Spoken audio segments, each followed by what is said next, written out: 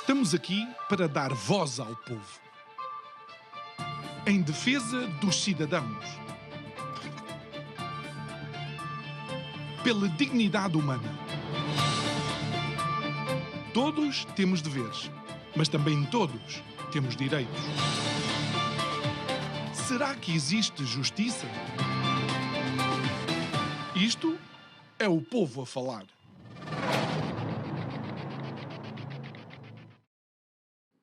Nos jogos de poder, milenares são algumas das estratégias utilizadas. Olha, desde a mentira e traição, sempre que necessário, promovida por Maquiavel, até ao pão e circo, tão bem utilizado pelo já decrépito e decadente Império Romano. E foi precisamente isso que assistimos ontem com a vitória da Seleção Nacional na Liga das Nações de Futebol.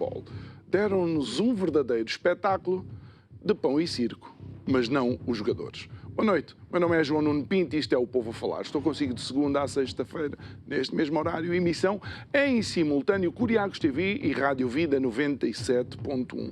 Não os jogadores, mas sim dois dos nossos senadores, da nossa Assembleia, do nosso Senatus, como se dizia em Roma, aproximaram-se do relvado e imediatamente fizeram ouvir as suas vozes. Estou a falar de Marcelo Rebelo de Sousa e Luís Montenegro, que aquilo que fizeram foi assenhorar-se das vitórias feitas pelos jogadores e pela equipa técnica, assenhorar-se daquilo que é o momento que, de facto, todos aqueles jogadores e todas aquelas famílias dos próprios jogadores que pagam esses, sim, com verdadeiros sacrifícios ao não estarem com os seus entes queridos, o preço de uma vitória, para ver os senadores, e peço desculpa pela expressão, pavonear-se como se tivessem dado algum chuto na bola. A verdade é que não é de todo incomum este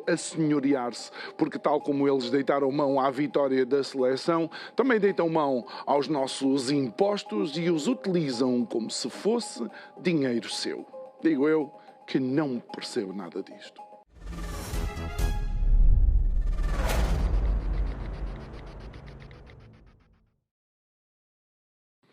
De volta ao nosso estúdio, obviamente todos nós estamos contentes pela vitória da seleção portuguesa. Eu, como antigo atleta de alta competição, não de futebol, mas de basquetebol, reconheço todo o esforço que é para este grupo ou qualquer grupo de jogadores chegar onde chegou a seleção nacional.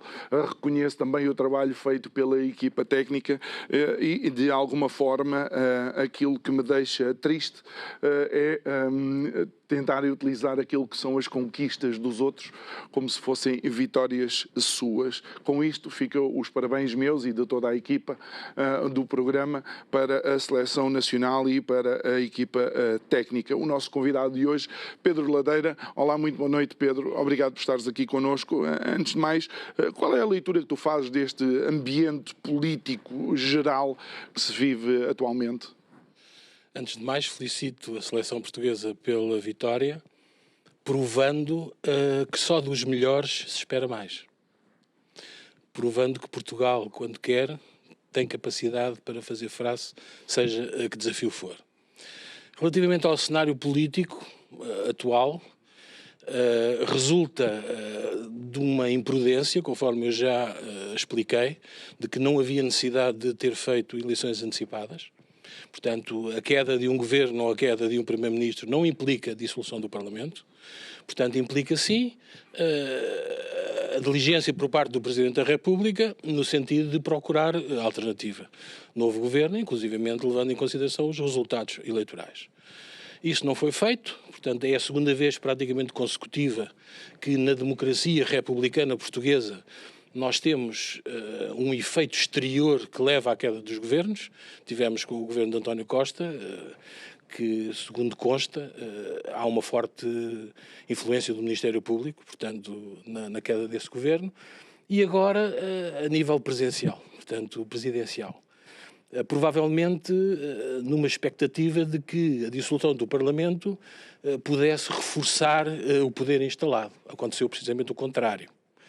Portanto, é preciso que o país e, sobretudo, o país político perceba porque é que as pessoas votam no Chega.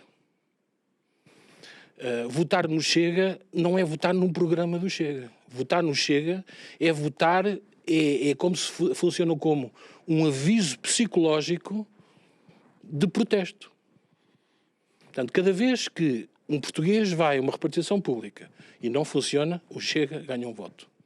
Cada vez que um processo mediático chega a tribunal e o arguido não é condenado a uma pena de acordo com o crime que cometeu, o Chega ganha um voto. Cada vez que um político mente ou não explica ou omite ou foge das suas responsabilidades e nada acontece, o Chega ganha um voto. Portanto, eu costumo dizer que o Chega, já ouvi isto, a frase não é minha, mas basta fazer de morto para um dia chegar ao número 1. Porque parece que ninguém aprende nada com isto.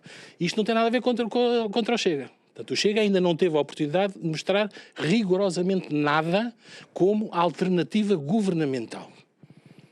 Apenas cavalga a onda do descontentamento, que é real e que traduz a vontade real da população. Portanto, é preciso perceber que a votação no Chega traduz a vontade real daquela população e provavelmente da maioria da abstenção, caso fossem votar. Mas nesse sentido, Pedro, também temos que assumir que a vitória de Luís Montenegro traduz a vontade dos eleitores, em que, apesar da Spinum viva, Luís Montenegro continua à frente do governo. Sim, isso demonstra que é preciso trabalhar a parte da condenação social em Portugal. Portanto, os eleitores, tirando os eleitores da clientela partidária, portanto, do setor da clientela partidária, não perceberam o efeito da condenação social. Portanto, a condenação social é traduzida por parte da população na intenção de voto.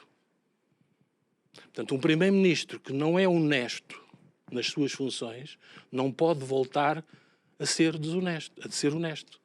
Não pode voltar a ser primeiro-ministro, porque um primeiro-ministro que é desonesto na sua declaração obrigacional, se não o fez, não cumpriu, nada garante que não volte a fazer o mesmo. Portanto, isto independentemente da capacidade de Luís Montenegro ser primeiro-ministro ou não. Estamos a falar de integridade política. E as pessoas perdoam tudo menos a integridade política. Portanto, e obviamente que o PSD aqui tem responsabilidades acrescidas, porque não deveria submeter a candidato a mesma pessoa que levou à queda do governo. Portanto, isto não faz sentido. Mas já que aconteceu, fogo à peça. Portanto, nós não podemos, nesta altura, estar a perder muito tempo a discutir a Spinum viva ou a Spinum morta. Temos é que pressionar o governo a governar e a fazer aquilo que deve fazer. E isso significa que, de alguma forma, não entendestes como a perda, digamos, do segundo lugar em representação parlamentar do PS como um castigo? Sem dúvida nenhuma. Um castigo e o voto contra a qualidade do candidato que o Partido Socialista apresentou. Portanto, o Partido Socialista não podia ter arranjado pior candidato que o que arranjou. Portanto, nós estávamos aí para um caminho de completa anarquia a nível de candidatos do poder político, do arco da governação, ou do chamado arco da governação. Portanto, Pedro Nuno Santos pode ter muitas qualidades, mas não tem nenhuma qualidade que seja para ser Primeiro-Ministro. Portanto, e o Partido Socialista sofreu essa pesada derrota por isso mesmo, por não ter arrumado a casa. Portanto, isto é no fundo, a consequência de que os candidatos que os partidos têm como cabeça de lista acaba por se refletir no resultado do próprio partido e no futuro do próprio partido. Ou seja, o Partido Socialista, com fortes responsabilidades na má governação de Portugal nos últimos 50 anos, a par da AD. Nós não nos podemos esquecer que são estes dois partidos que governaram a maioria dos 50 anos e são estes dois partidos que votaram maioritariamente, favoravelmente, a favor um do outro em mais de 80% das decisões parlamentares. Este é que é o fundamento da má governação. Portanto, nenhum deles pode estar isento de responsabilidade. O cenário dos eleitores, continuamos a ver que 50% dos eleitores continuam a não perceber que o direito do voto é um direito que deve ser exercido. Embora esteja a diminuir substancialmente a abstenção, ou seja, o medo que nós tínhamos de perder para a abstenção por causa de participação massiva nas legislativas anteriores não se concretizou agora há 2 semanas atrás. Eu não consigo dar uma resposta de sim ou não, porque nós estamos com uma média de superior a 100 mil mortos por ano em Portugal. Portanto, a subida da mortalidade desde os últimos 3, 4 anos aponta para a ordem dos 100 mil ou superior, entre 100 e 120 mil mortos por ano. Ora bem, eu não sei a nível de recenseamento de novos eleitores, como nós temos um déficit demográfico e mesmo que os eleitores nasçam, ainda só 18 anos depois é que vê, em termos práticos nós estamos com qualquer coisa como se calhar 500 mil de votos que sai do universo eleitoral. E este universo eleitoral, então, pela idade das pessoas, vai incidir essencialmente no Partido Socialista. Aquilo que tu estás a pôr em cima da mesa é que a falta de atualização das listas eleitorais podem provocar uma leitura enviesada? Também. Porque se nós atendermos ao universo dos votos, do quantitativo dos votos, vemos que a AD ganha com à volta de 2 milhões de votos e o PS fica em segundo lugar com 1 milhão, salvo erro, e 600 mil, ali quase taca-taca o Chega. Ora bem, nós estamos a falar de 3 milhões e 600 mil pessoas. Se considerarmos que o Estado tem à volta de 800 mil funcionários públicos e que esses 800 mil funcionários públicos se traduz provavelmente em mulher e filhos a idade de votar, nós conseguimos encontrar uma razão para o voto do PS e da AD junto em cerca de 80% ser constituído pelos funcionários públicos. Funcionários públicos que capturaram o Estado há uma série de anos. O Estado está dividido essencialmente, o Estado, a administração pública, entre PS e PSD. Portanto, é possível encontrar, ou é possível fazer este raciocínio, no sentido de explicar porquê que o Primeiro-Ministro, não cumprindo os seus deveres, pode continuar a ser eleito e ganha eleições. Porque é a clientela partidária que o elege. E esta clientela partidária é a AD-PS, na mesma. Porque aí vamos buscar o racional de votação de um no outro. Votação parlamentar e autárquica. Se nós formos às autarquias, vemos também que o PS vota 80% das vezes a favor do PSD ou vice-versa. Aliás, ao contrário, porque o PS tem sempre mais autarquias, ao ver, que o PSD. Pelo menos aqui na zona do Distrito de Lisboa. Isto é uma realidade. E a realidade da abstenção e a realidade do voto no Chega é a realidade popular. São aqueles que são mesmo o povo a falar. E isso tanto é verdade que há uma investigação da PJ, que é o famoso caso Tutti Frutti, onde são encontrados membros de PS, PSD e CDS a conversarem entre eles sobre quem é que ganha esta junta, quem é que perde aqui, quem é que ganha ali, não é? Sim, o caso Tutti Frutti é daqueles casos que eu continuo e frontalmente digo, quer ao Sr. Dr. Luís Neves, que é o Diretor-Geral da Polícia Judiciária, quer à Procuradoria da Justiça, porque é que demora tanto tempo a acusar. Nós temos o caso Tutti Frutti, um caso que assenta essencialmente nas trafolhices do poder autárquico, nomeadamente os ajustes diretos. Portanto, isto ronda tudo à volta dos ajustes diretos, que é o principal polo de corrupção em Portugal. Os ajustes diretos estavam contemplados para ser um mecanismo de emergência e passou a ser a cartilha normal para se comprar o que se quer, a quem quer, ao triplo do preço que custaria se fosse feito ao mercado. Portanto, e o processo Tutti Frutti é esse exemplo, claro. Eu ainda vou mais fundo dentro do processo Tutti Frutti, em que uma junta de freguesia paga 30.000 euros, uma junta de freguesia do Arieiro, relativamente ao processo Tutti Frutti, paga 30.000 euros por um autocarro, que custa 400 euros por dia, se for alugado diretamente pela junta de freguesia, qualquer empresa privada, paga 30.000 euros para fazer 2 semanas de praia com crianças até ao meio-dia. Portanto, e depois vamos ver quem são as empresas que faturam isto. Não há histórico nenhum de aluguer de autocarros. Portanto, são empresas que são formadas propositadamente com o objetivo de serem diretamente adjudicadas pelo poder político e a seguir depois também se tornam financiadores desse próprio poder político. Portanto, temos aqui um fenómeno da corrupção e temos aqui um fenómeno de financiamento indireto dos próprios partidos políticos. Isto é danoso para a economia e acaba por prejudicar as empresas honestas. Porque as empresas que trabalham de uma forma honesta e profissional não conseguem vender os produtos que têm 3 vezes superior ao preço normal. Portanto, daí têm dificuldades para pagar impostos. Quando uma empresa que está fora do sistema tem a garantia de vender um produto 3 vezes superior, está apta a cumprir com a carga fiscal e ainda sobra muito dinheiro.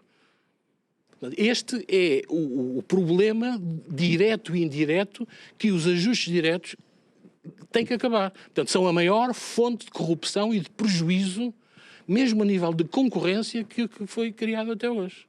Muito bem. Outra situação, de alguma forma anormal ou diferente, é, apesar de irmos ter eleições autárquicas este ano, a grande alavanca na comunicação social são as presidenciais, das quais eu sei que tu és um dos primeiros candidatos. Sim, é verdade. Em janeiro de 2023 anunciei a minha intenção de me candidatar à presidência da República. Portanto, isso aconteceu na sequência do meu percurso político, que não é muito antigo. Começou em 2012, quando fui convidado pelo PSD na altura para fazer parte de um grupo de trabalho para fazer um programa pós-troika para o governo de Passos Coelho. Portanto, depois esse programa acabou por não ser implementado, e eu, com outras pessoas que participaram, decidimos fazer um movimento que se chamou o Movimento Manda Quem Paga e que acabou por aproveitar todo esse trabalho que foi feito e que iria ser desperdiçado para fazer o PIS. PIS, em inglês, paz, que tem por objetivo Plano Estratégico de Apoio ao Crescimento Económico. Portanto, era um programa pós-troika que permitia Portugal acompanhar a evolução da média europeia. Este era o objetivo qualitativo e começaria com uma profunda reforma do Estado, inclusive na própria hierarquia do Estado. Sempre defendemos muitas dessas medidas que estão nesse plano. Eu fui candidato a Sintra, à Câmara Municipal de Sintra, como independente, e fui o único candidato até hoje independente que conseguiu levar o Partido Socialista a fazer um hospital. Não há na história da democracia portuguesa um candidato independente que tenha forçado o Partido Socialista a fazer. Porquê é que o Partido Socialista fez o Hospital de Sintra? Para eu não ser eleito. Porque eu tinha, na candidatura, anunciado que iria fazer uma auditoria às contas da Câmara Municipal de Sintra. Então capturaram a ideia, adotaram a ideia e prometeram um hospital. Claro, usaram-no nos 3 mandatos a seguir, o hospital eleitoralista que demorou 12 anos a ser construído. Mas foi devido a essa candidatura. Depois fui candidato ao Parlamento, pelo Círculo Cabeça de Lista por Leiria, em que uma das propostas era a classificação, submeter à aprovação a classificação do Pinhal de Leiria como imaterial da humanidade e usar o estádio de Leiria, que era um peso morto, no centro de formação profissional derivada dos presídios. Portanto, um programa social de integração dos presos na atividade profissional, em que seria esse polo. Isso ficou em Águas de Bacalhau. Fui candidato à Europa, nestas últimas eleições, onde elegi o déficit demográfico europeu como um dos principais temas de campanha. O resultado está à vista. Até essa altura, muito pouca gente falava do déficit demográfico. Neste momento, o déficit demográfico está em cima da mesa e é o principal responsável pelo descontrole imigracional a nível europeu. Portanto, todas as candidaturas em que eu fui protagonista fizeram acontecer alguma coisa. Eu também sempre disse que nunca havia de ser candidato 2 vezes à mesma situação, porque não tenho nenhum interesse pessoal nisso, apenas não consigo ficar indiferente perante problemas que têm solução, ninguém aplica a solução e eu acredito que tenho a solução para esses problemas. Portanto, eu fui gestor das maiores multinacionais de topo e a gestão de um país equivale à gestão de uma grande multinacional. Só tem uma diferença. Enquanto que uma grande multinacional tem responsabilidade social, um governo tem obrigação social. O governo tem que ser o porto de abrigo dos cidadãos quando, por algo involuntário, quer seja pessoal, quer seja profissional, precisem de apoio. Portanto, e daí agora candidatar-me à presidência da República, desde 2023, não só pelo projeto, como também pelas ideias que trago. Tu colocaste hoje nas tuas redes sociais um manifesto, por assim dizer, de 7 pontos que se calhar poderíamos abordar em relação a isso. Tu falas num plano estratégico para Portugal e apontas para a autossuficiência alimentar e energética. Sim, é isto. Portanto, é que eu publiquei hoje nas redes sociais. O plano estratégico para Portugal, isto tem a ver com uma derivação do tal PIS, do Plano Estratégico de Apoio ao Crescimento Económico, que foi feito na altura no pós-Troika, onde estavam enumeradas as vantagens competitivas de Portugal. O que é uma vantagem competitiva? É algo que nós temos de positivo, que tem valor económico e que os outros países dificilmente poderão ter.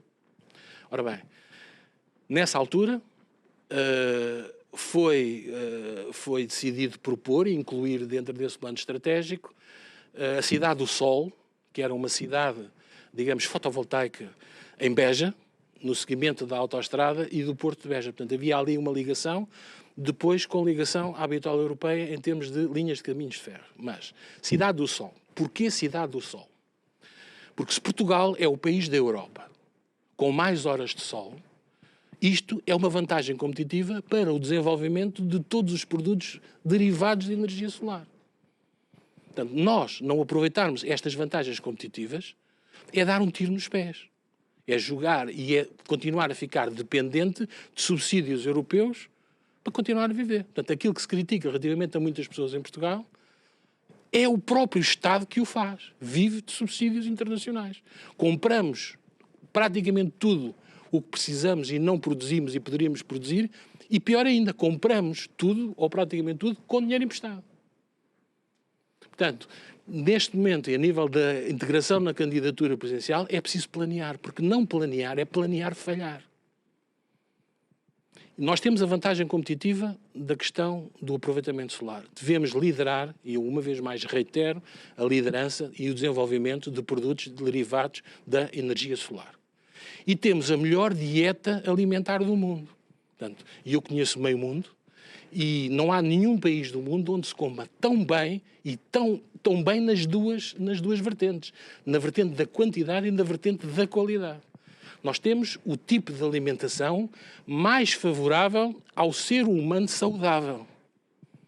Então são 2 vantagens competitivas e face ao futuro que daí pode vir, da extrema dependência de Portugal a nível internacional, se nós temos essas 2 vantagens competitivas, temos que apostar nelas, em termos estratégicos, a curto, médio e longo prazo, no sentido de ficarmos independentes, pelo menos nestas 2 áreas, que no fundo garantem a independência do próprio país, a soberania nacional, em alimentação e em energia. Coisa, por exemplo, que a China não se pode gabar. Coisa, por exemplo, que a Índia não se pode gabar.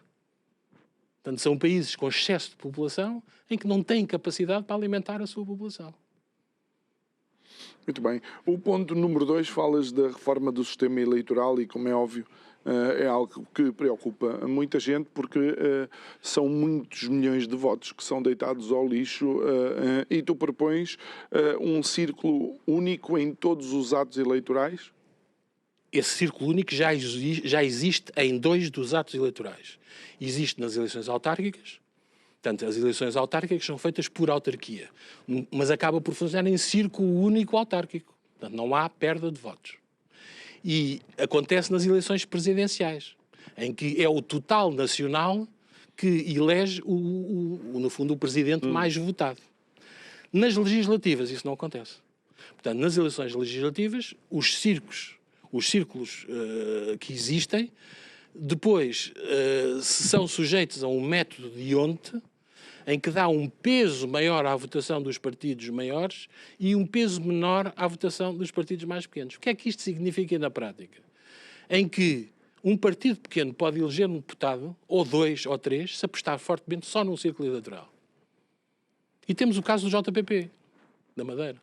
Com 19 mil votos consegue eleger um deputado, porque só apostou no círculo eleitoral, enquanto que os outros partidos dispersam os votos, mas não chegam ao número que é preciso para eleger um deputado. Temos o caso, por exemplo, do ADN, que teve mais de 70 mil votos e não consegue eleger um deputado, quando um partido com 19 mil votos elege. Portanto, isto é antidemocrático. Quase 80 mil votos. Bravo. Isto é antidemocrático, isto não pode acontecer.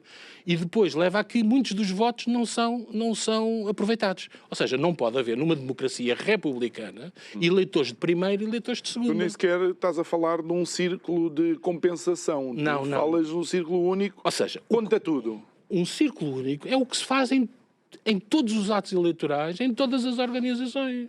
Ganha quem tem mais votos. É uma coisa tão simples de perceber como isso. Ganha quem tem mais votos. Simples. Depois é preciso aplicar esses votos, traduzir esses votos em lugares no Parlamento. Indexação direta. Qual é a dificuldade? 230 deputados, 230 lugares, para 3 milhões de votos. O partido que ganha tem 30% dos votos. Tem 30% dos lugares. Há depois, neste exercício, que eu liderei um projeto de reforma eleitoral, há depois uma possibilidade que pode acontecer, que é um empate no último deputado. Esse próprio empate pode ser desempatado pelo tal número de votos, porque é praticamente impossível, se não impossível, 2 partidos na concorrência para o último deputado também terem um empate em número de votos. Claro. Portanto, é o mais justo. Isto integrado numa reforma eleitoral, porque não é só o círculo único. É preciso o círculo único, depois aqui põe-se outro problema, falam dos círculos uninominais. Não tem nada a ver uma coisa com a outra. O círculo único nacional é apuramento de votos e indexação dos votos ao Parlamento. Os círculos uninominais têm a ver com a constituição das listas. Isso é da responsabilidade dos partidos políticos. Portanto, mas para um círculo único nacional, cada partido tem que ter 230 deputados. O peso que dá à lista, se eu fosse presidente de um partido político, seria pelo peso ou populacional ou pelo peso do PIB. Portanto, o PIB distrital. Portanto, os círculos nacionais têm a ver com... O critério pode ser esse, o peso. Portanto, aplicar também uma fórmula no sentido de que a lista dos 230 deputados também contemple este peso. Ou seja, o cabeça de lista não pode ser um deputado do Círculo Eleitoral de Porto Alegre. Muito bem. Por falar em deputados, propões também um código de ética e de conduta para que se possa fiscalizar com mais rigor o trabalho dos deputados. Eu não diria fiscalizar. Eu iria mais por uma questão de prestigiar. Eu fui o primeiro português, em 50 anos da história da democracia, a processar o Parlamento, em 2013, no sentido de obrigar os deputados a cumprir o mandato até ao fim. Os deputados candidatam-se a um mandato e estabelecem um compromisso com os seus eleitores. A seguir, esquecem esse compromisso com os seus eleitores e depois, por uma questão de vontade pessoal ou de vontade do partido, suspendem o mandato no Parlamento e vão se candidatar a uma eleição autárquica. Ora, isto não faz sentido. Ou outra coisa qualquer. Ou outra coisa qualquer. Eu acho que houve 2 casos agora, recentemente, desculpa interromper-te, onde isso era capaz de enquadrar-se. Creio que foi Jamila, que era líder da juventude do PS, da juventude socialista, que cedeu o seu lugar a outra pessoa e creio que aquele que era diretor executivo do SNS, que depois de eleito disse que preferia continuar no Hospital São João do Porto, creio eu, e não assumir como deputado. Ou seja, são situações um bocadinho diferentes. uma coisa é determinada pessoa servir de lebre ao segundo classificado da lista, seja, o partido decide que é importante eleger o A, mas o A não tem perfil para ser cabeça de lista. Então vai o B. Depois renuncia ao mandato e automaticamente sobe o A. Isto é de uma ética fantástica. Exatamente, não é? pronto. Portanto, mas isso é uma questão que está integrada dentro do projeto, que este projeto já não é de agora, do Código de Ética e Conduta, porque quando eu processei o Parlamento, no sentido, e 33 deputados, para os obrigar a cumprir o mandato até ao fim, o pedido não era para obrigar a cumprir o mandato até ao fim, era para renunciarem ao mandato. Portanto, a ação foi uma ação popular, o pedido, um dos pedidos da ação, era renúncia ao mandato. Quer candidatar-se, tem esse direito. É condenável eticamente, mas tem esse direito. Agora, renuncia, não suspende. Não suspende para ver. Se não for eleito, tem ali o tacho garantido. Porque isto é uma decisão pessoal, é uma decisão de tacho. Ponto. Mais nada. Portanto, se não é eleito nas autarquias, tem ali, se for eleito, vai para o outro lado.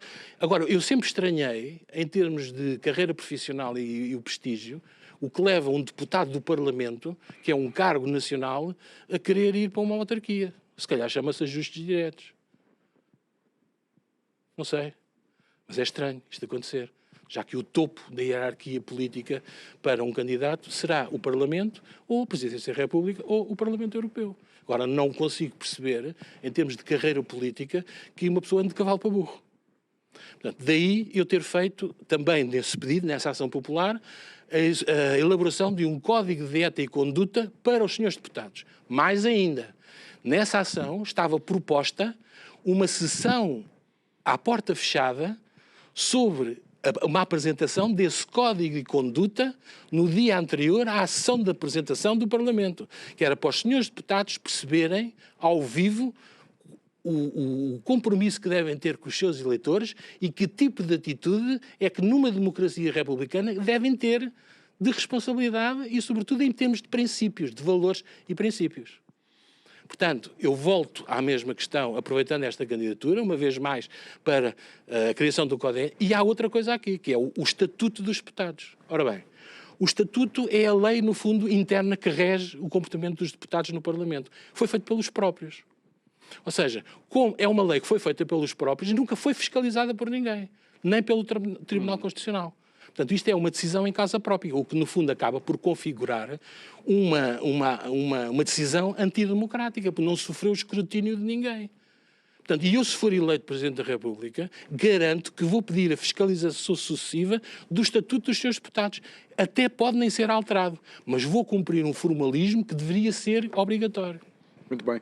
Uma outra das propostas que eu leio aqui tem muito a ver com os serviços públicos, mas fala de uma linha anónima do cidadão para reclamação do serviço público. Eu já consigo imaginar aquilo completamente entupido com reclamações, mas achas que é importante isto, sendo que creio que a grande maioria dos serviços públicos já tem livro de reclamação? Já deste a resposta da pergunta. Imaginaste a quantidade de reclamações. Essa é a realidade do serviço público. Não funciona. E esse é um dos motivos que levam as pessoas a procurar outras alternativas, nem que seja de conforto psicológico, para exercerem o seu protesto contra aquilo que devia funcionar e não funciona. Esta linha anónima dos serviços públicos tem uma dupla vertente. Tem a linha anónima para o cidadão, sempre que é sujeito ao serviço público e o serviço público não funciona e há motivo de reclamação, e essa reclamação depois não tem consequências, não há consequências dessas reclamações. As pessoas, o que acontece quando recebem é uma carta tipo igual para todo tipo de reclamações, mas que é também virada para dentro da própria administração pública, porque nem todos os funcionários públicos são incompetentes. Claro. Portanto, a maioria dos funcionários públicos são nomeados pelo poder político. Mas há pessoas que entraram por concurso público. E há pessoas honestas dentro da administração pública. Esta linha serve também para essas pessoas denunciarem más práticas. E esta linha é muito importante, é dos fatores mais importantes, porque só a sua existência já funciona como um cartão amarelo para a funcionalidade pública. É dissuasor de comportamentos não corretos. Exatamente. Muito bem. Por outro lado, há já quem diga que não percebem porque é que existe o Conselho de Estado. Tu, no Conselho de Estado, adicionas os líderes autárquicos e também os líderes dos 3 maiores partidos? Ou seja, o Conselho de Estado está previsto na Constituição da República Portuguesa e o Presidente tem autonomia para nomear 5 desses membros. Portanto, a Constituição determina quais são os outros membros do Conselho de Estado, nomeadamente os antigos Presidentes da República, os Presidentes do Governo Regional, o Primeiro-Ministro. E o Presidente da República tem o poder de nomear 5 pessoas ou 5 instituições. Além de também poder convidar, excepcionalmente, entidades ou personalidades para assistir a determinados Conselhos de Estado. Mas eu estou a falar aqui do Conselho de Estado da nomeação formal. Porquê as autarquias? Porque fazem parte da democracia. Então, um Conselho de Estado. Estado somos todos nós. Estado é a nação. As autarquias têm que ter uma voz no Conselho de Estado, têm que manifestar a sua opinião antes de se tomar alguma decisão, até porque depois são os autarcas, que, no fundo, vão dar a cara por muitas das decisões que são tomadas pelo Conselho de Estado. Portanto, aqui está também essa novidade para garantir o normal funcionamento das instituições. Porque existe aquela teoria de que o cargo do Presidente da República é muito limitado. Eu não vejo limitação nenhuma, eu não me sinto limitado com os poderes atribuídos ao Presidente da República e só a norma a dizer que tem que ser o garante do normal funcionamento das instituições dá margem para tudo. Ou seja, é preciso que ponha tudo a funcionar. E vou intervir em tudo o que não funciona. Isso dou a garantia. No lugar de andar a cortar fitas ou andar aos beijinhos, aos abraços na feira do livro, eu vou atrás de cada uma das reclamações que me chegar de um livro. Quando um serviço público atende mal, ou prejudica um cidadão, ou castiga um cidadão, sem lhe dar direito à defesa, e com esse castigo viola uma norma constitucional que está prevista em termos de direitos fundamentais, eu vou atrás desse caso. A Segurança Social e as Finanças são as 2 instituições em Portugal que mais prejudicam os contribuintes. Abusam da lei e não respeitam as consequências das decisões que tomam em termos de afetação aos direitos fundamentais. As pessoas não sabem, mas muitas das normas e dos códigos que existem violam a própria Constituição. E porquê é que existem? Porquê é que esses códigos existem? Esta é a pergunta a fazer. Então, mas como é que é possível existir uma lei que viola a Constituição? Simplesmente essa lei não foi sujeita à fiscalização do Tribunal Constitucional. São decretos de lei que são emanados pelo Governo, são aprovados no Parlamento e não são sujeitos à fiscalização do Tribunal Constitucional. Porque se fossem, não passavam. E então, em termos processuais, é possível depois invocar essa inconstitucionalidade. Dou, por exemplo, um caso real. Este caso existe. Uma senhora doente que é-lhe cortado o subsídio de doença porque não compareceu a uma junta médica. Quando ela foi convotada para essa junta médica, perguntou qual era a especialidade do médico para poder levar o seu médico. Tem este direito. Ora, a Segurança Social não respondeu, por isso simplesmente cortou-lhe o subsídio de doença. Portanto, qual foi a consequência do corte do subsídio de doença? Ficou sem rendimento. Ficou sem meios de subsistência. Foi posta na rua do quarto onde vivia. Foi atirada para sair abrigo. Ora, a doença era incapacitante. Não se trata da doença incapacitante. O direito ao subsídio é um direito por estar doente. É um direito que a pessoa tem por um médico ter atestado uma incapacidade derivada da doença. Não tem a ver com ter ido a uma junta ou não ter uma junta. Aliás, é importante que isso se diga, e esta é uma das vantagens de eu ser sempre candidato. É que eu aproveito estes momentos de candidatura para pôr o dedo na ferida e para fazer acontecer. A Segurança Social, nós podemos poupar 100 milhões de euros se acabarmos com as verificações da Segurança Social. Depois vão dizer, a fraude, mas qual fraude? Existe fraude? Então, se existe fraude, sabem como é que são. São as verificações da Segurança Social das baixas que determinam a fraude ou não? Nunca. São feitas por médicos de saúde pública, nem médicos são, nem sequer fazem nenhum tipo de análise ao doente. Temos ali 200, 300 ou 500 médicos a ganhar à peça, que custam 100 milhões de euros, quando a responsabilidade tem que ser do médico. A partir do momento em que o médico disse que o doente está doente, está doente. A Segurança Social tem dúvidas. Não faz mal, marca uma perícia médica. Não marca uma perícia administrativa. E se o doente não foi, por qualquer motivo, aqui estava o motivo de ter feito uma pergunta à qual a Segurança Social, por lei, é obrigada a responder, não responde, a seguir inventa uma carta a dizer que a justificação não foi atendível. A pessoa nem nunca justificou. A pessoa não fez nada, só perguntou qual era o exame médico que ia fazer para poder dar ao médico, mais nada. Cortar-lhe o subsídio.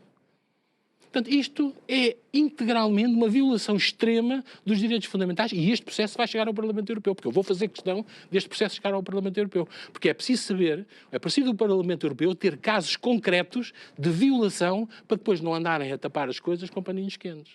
Comigo, não. Pedro, por outro lado, falas também de carreira política profissional para funções públicas. Eu aqui não consegui... Se uma das coisas que nós nos queixamos é dos políticos de carreira, tu aqui propões uma carreira para políticos? Sim. Embora seja uma ideia, digamos, muito à frente, é por isso mesmo que ela tem que ser formalizada. Porque nós temos a Constituição, por um lado, que impede a perpetuação dos cargos políticos. Cargos políticos. Não falo em carreira política. Portanto, o que é que acontece na prática? Alguém que entra na vida política é eleito para um mandato de 4 anos, mas não sabe se vai ter continuidade. Entretanto, tem que se desligar, se calhar, da área profissional onde esteve. Perde esse vínculo profissional. Isto é uma tentação para a corrupção. Para, durante o seu tempo de mandato, governar o resto da sua vida. Isto depois, na prática, é o que acontece. Portanto, o objetivo é existir uma carreira política para desempenho de cargos públicos ministrada na Faculdade de Direito, mas por gestores privados. Porque a maior parte dos cargos políticos, dos titulares de cargos políticos, não têm formação para o cargo que exercem. Depois vivem à custa dos assessores e dos interesses paralelos. E do outro lado, evitamos as reformas por cargos políticos, como, por exemplo, o maior escândalo que eu considero a nível nacional, é o caso de Mira Amaral, em que trabalhou meia dúzia de meses na Caixa Geral de Depósitos e tem 19 mil euros de pensão de reforma. Ora, havendo uma carreira contributiva, havendo uma carreira de gestão política, essa é a profissão da pessoa. Portanto, vai-se reformar como todos os outros, com carreiras diferentes. E depois tem o aspecto da implementação da ideia. A implementação da ideia tem a ver com a formação específica, mas com uma carreira a começar pelas juntas de freguesia, passando das juntas de freguesia para as câmaras municipais e das câmaras municipais para o Parlamento. Isto permite ter uma visão mundana e realista do país e permite a aplicação do cargo público no sentido de servir a população e não servir-se desse cargo público em termos próprios ou em termos partidários. Portanto, é uma situação de debate, não é por acaso que está em último lugar, é, digamos, a menos prioritária, mas é uma situação a considerar no sentido de nós evitarmos a corrupção por mandatos curtos, de sacar o máximo enquanto lá estou, não sei se voltarei a ter a oportunidade, e de evitar o pagamento de pensões de reforma milionárias por se ter trabalhado meia dúzia de meses numa instituição pública, no Parlamento ou whatever. Pedro, por outro lado, qual é o país que tu visionas, ou se é que tens alguma visão para Portugal enquanto Presidente da República? A visão que eu tenho para Portugal está implícita nestes pontos e o país que mais nos pode favorecer em termos geoestratégicos e geoeconómicos é os Estados Unidos. Nós somos o país da Europa que está a menor de distância da América. Se nós medirmos a distância e o tempo de voo entre as ilhas dos Açores e os Estados Unidos, nós somos o país da Europa que está mais perto da América. Depois, as nossas vantagens competitivas são ameaças do próprio povo americano. É o povo do mundo que pior come. Nós temos a melhor dieta mediterrânica. Nós temos um ativo que pode ser melhor que o petróleo, chama-se azeite. Quando for feito um trabalho científico, sério, junto das entidades da saúde americanas, principalmente das companhias de seguros, porque o sistema de saúde americano é diferente do nosso sistema de saúde, assenta nas seguradoras. Quando as seguradoras americanas perceberem a redução de patologia que uma alimentação mais portuguesa, uma dieta mais mediterrânea, pode fazer reduzir, nós não precisamos fazer mais nada. Basta só pensar numa economia de escala em termos de produção.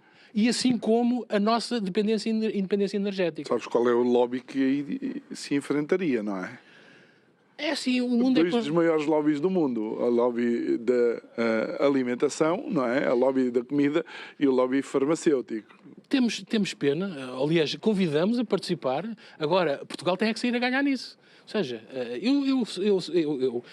eu trabalhei mais de 30 anos na indústria farmacêutica, eu tive reuniões com uma série de ministros da saúde, eu tive reuniões com os presidentes das maiores multinacionais. Portanto, eu estou habituado às negociações e ao modus operandi a determinado nível, mesmo a nível de acionistas. Portanto, tudo é negócio, não há dúvida nenhuma. O mundo é dirigido na base do dinheiro. Quem não perceber isto não anda aqui a fazer nada. Agora, é preciso saber investir esse dinheiro, é preciso saber orientar esse lucro de investimento e tirar partido disso. Portanto, se nós temos estas duas vantagens competitivas, a dieta alimentar, a capacidade de produzir alimentos que não conseguem obter o sabor que os portugueses têm. Comes uma batata plantada e nascida em Portugal e uma batata francesa, uma batata norueguesa, numa espécie de ensaio duplamente cego, e depois votas qual é o sabor, o melhor sabor que essa batata tem. Pegamos numa maçã, pegamos num fruto, whatever. O nosso clima tem essa particularidade. É um clima equilibrado. No fundo, é o segredo de tudo. Chama-se equilíbrio. Portanto, é um clima que não é demasiado quente, mas é suficientemente quente para a produção alimentar atingir o seu máximo. Olha, e Pedro, porquê é que achas que, de alguma forma, estamos nos últimos 3 minutos do programa, porquê é que já há um candidato na pole position? Qual é o candidato da pole position? O Almirante. Não. O candidato que poderá eventualmente estar na pole position é o Marcos Mendes. É um candidato do sistema, é o candidato que é natural seguir a mesma linha que tem acontecido até agora. Seguiu o mesmo percurso que Marcelo Rebelo de Sousa. Eu conheço o meu professor Marcelo, foi o meu professor na Faculdade de Direito. Portanto, esse é que é o candidato que está na pole position. Portanto, o senhor Almirante, na minha opinião de cidadão, e eu não quero, no fundo, entrar em debate político, porque sou candidato como ele, mas fico preocupado com a falta de palavra de um homem. Portanto, a palavra é, para mim, e para muitas das pessoas em Portugal e a nível mundial, vale mais do que um contrato escrito. E um homem sem palavra é um problema. Principalmente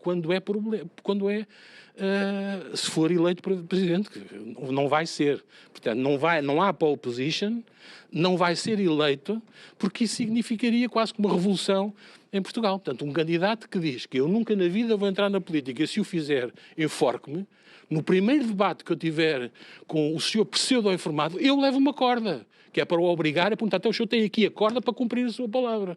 Porque um presidente tem que ser um homem de palavra. E Pedro, no último minuto mesmo, a cidadania tem que ser reacendida em Portugal? Tem.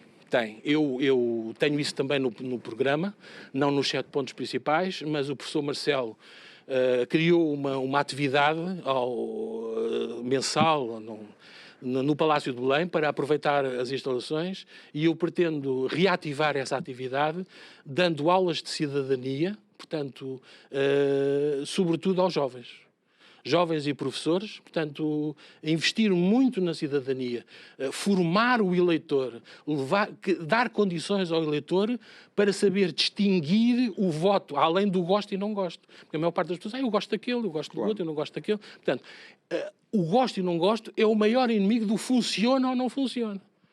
Nós, quando estamos a votar num partido, nós temos que olhar para o programa do partido e temos que perceber aquele programa em duas vertentes, o in-box e o out of the box. Ou seja, eu tenho que ver o que é que é útil para mim e o que é útil para o país. Porque quanto melhor tiver o país, melhor estou eu. Muito bem. Pedro Ladeira, muito obrigado por ter estado aqui connosco.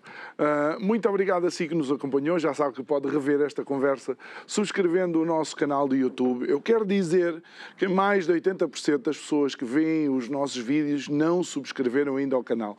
Então vá lá. Se gosta, clica lá no subscrever, clique no sininho também para receber a notificação.